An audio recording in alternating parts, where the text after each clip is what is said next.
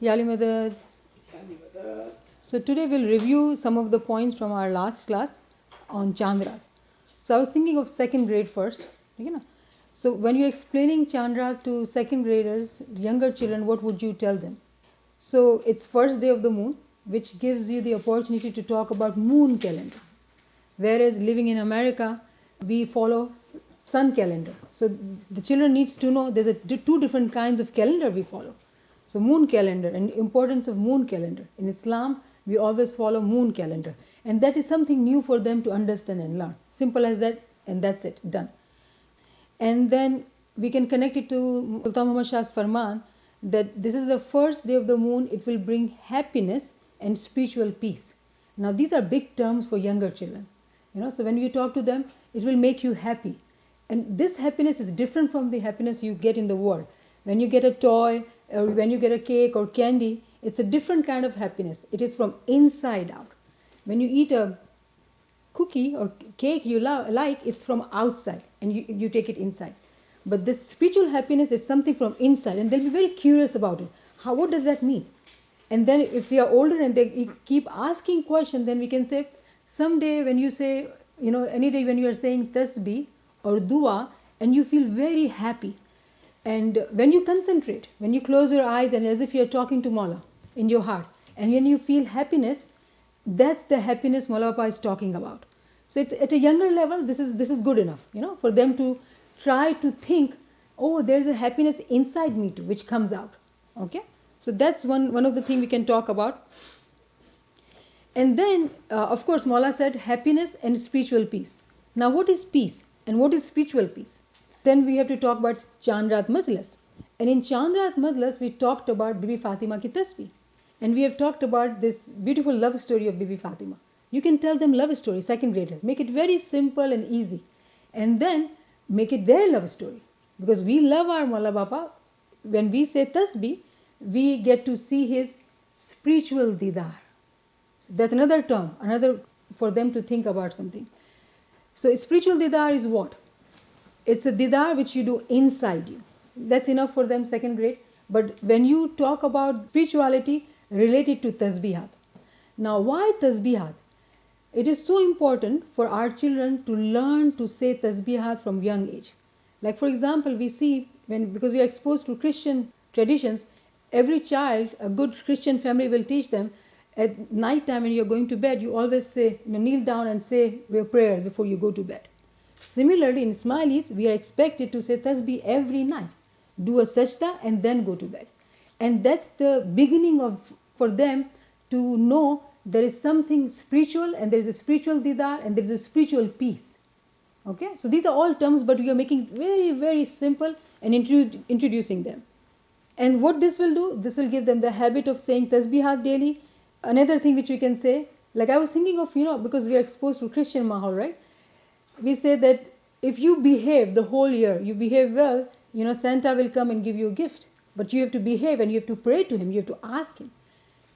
That's the Christian concept. But think of that concept, that story, and make it your Smiley story. And what we can say is that when you are attending Chandraat and Chandraat ki Majlis and you are saying tasbihat and then you practice tasbihat every night, whatever you ask from Mawla Baba, you will be getting it. And they'll be talking of dunyavi things, and that's okay, that's perfectly fine. And you say it's okay, you get worldly gifts and whatnot, but that would prepare them to begin their spiritual journey. And that's a lot of information for second grader. If we do that, that's good enough.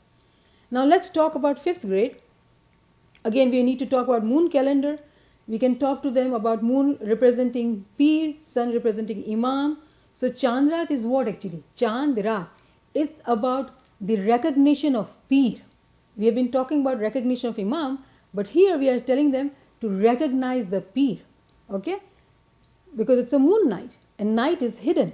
So moon is Peer, night is darkness where you cannot see things if there is no light, which means that you have to search him out. Which Peer we are talking about. Okay? And then if they ask you a question, tell them, be a searcher, be a seeker, you'll find it. I don't need to give you all the answers. Let them there, stop it. And if you find a curious student who really wants to know more, take them aside and tell them. And you'll find those always, right? But you don't have to go in depth of it. If there's a good discussion, then we can go further and say, If the sun is there, you cannot see moon. Does it mean that moon is not there? Moon is there. That means we are saying peas are always there, but we can't see them because Imam is there. Okay? And then we can talk about beach too with these because they are older. For beach, we can say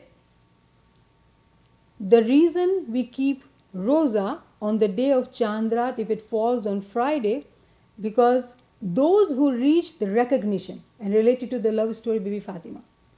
Bibi Fatima knew her husband as Ali, but she never knew that he was Imam of the time too. She came to know that in her spiritual practice of tasbihat, of Isme Azam. But when she recognized him, she didn't go out and start telling people. She had to keep it within herself as a secret that he is the Imam of the time. She had to be quiet until it was announced by Prophet Muhammad that he is the Imam of the time. He will be Mawla after me. But it's a secret. Okay? So similarly, when a Mu'min finds his Imam in spirituality, he is not supposed to talk about it. Why? You must have heard the Farmans in Baitul Khiyal that it's this light, this recognition is yours, this nur is yours. You don't talk about it. So beach is symbolically, we are saying you have to be quiet. Beach does not mean, Rosa doesn't mean to stay hungry. It means to refrain, to restrain yourself from giving out the secrets to non-deserving, non-believers. Okay? These are two different terms. If they ask, you go further in. Non-deserving meaning those who have not said their tasbihat every night. Those who have not said their dua every night, that Mawla, help me to get closer to you, to recognize you, to learn more secrets. So those who practice, they are rewarded. If you study, you will get good grades. So in religion, it's the same principle. If you do practice, then you will be given the reward. Okay? And then those who will reach this secret will find the happiness and spiritual peace. And that's what Sultan Muhammad Shah is talking about in Chandraat. So this was briefly a review for REC children, different ages, different groups. But it's enough material for us to keep going on further with those who are really interested. So if you have any questions, please do ask. Yali Madad.